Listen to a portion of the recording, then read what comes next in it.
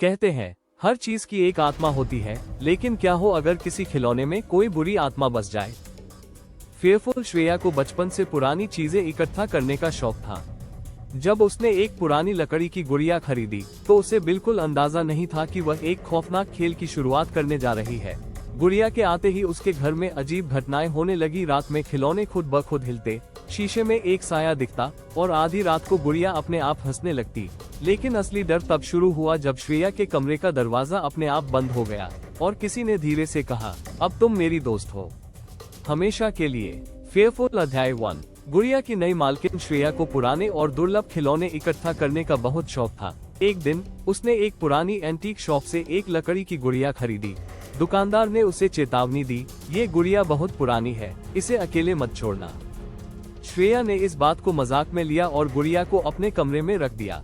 लेकिन उसी रात श्रेया को लगा कि कोई उसके कमरे में चल रहा है। अध्याय 2। कौन है वहाँ? रात के 3 बजे श्रेया की नींद खुली। कमरे में हल्की हल्की सरसराहट हो रही थी। उसने सोचा कि शायद हवा चल रही होगी, लेकिन तभी उसकी अलमारी का दरवाजा अपने आप खुल गया।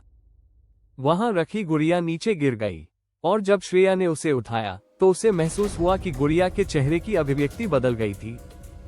फेयरफुल अब गुड़िया मुस्कुरा रही थी। अध्याय 3। गुड़िया का खेल। श्रेया ने घबराकर गुड़िया को खिड़की से बाहर फेंक दिया, लेकिन जब वह सोकर उठी तो देखा कि गुड़िया फिर से उसके बिस्तर पर रखी हुई थी। फेयरफुल श्रेया डर गई और अपने दोस्त करण को बुलाया।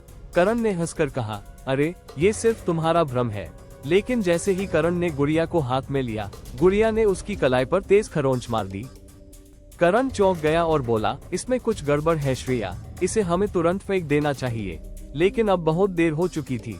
अध्याय 4। गुड़िया की सच्चाई। श्रेया और करण ने उस एंटीक शॉप के मालिक को ढूंढा। जब वे वहां पहुंचे तो दुकानदार ने घबराकर कहा, तुमने वह गुड़िया अपने घर क्यों रखी? वह श्रापित है। उसने बताया कि वर्षों पहले एक लड़की ने इस गुड़िया को अपने साथ रखा था, लेकिन कुछ दिनों बाद वह रहस्यमयी तरीके से गायब हो गई और उसकी आत्मा इस गुड़िया में बस गई। अब वह जिसके पास जाती उसे अपना बना लेती, हमेशा के लिए। अध्याय 5। अंतिम रात। श्रेया और करण ने गुड़िया को जलाने का फैसला किया। उन्होंने उसे आग में फेंका, लेकिन जैसे ही गुड़िया जलने लगी, हवा में एक तेज चीख गूंज उठी। सारा कमरा हिलने लगा और दरवाजे खुद ब खुद बंद हो गए। श्रेया ने डरकर कहा, अब यह खत्म हो जाएगा। लेकिन जब आग बुझी और धुआं हटा तो वहां पर गुड़िया की राख से एक चेहरा बन चुका था और फिर एक धीमी आवाज आई, मैं फिर लौटूंगी। फेयरफुल।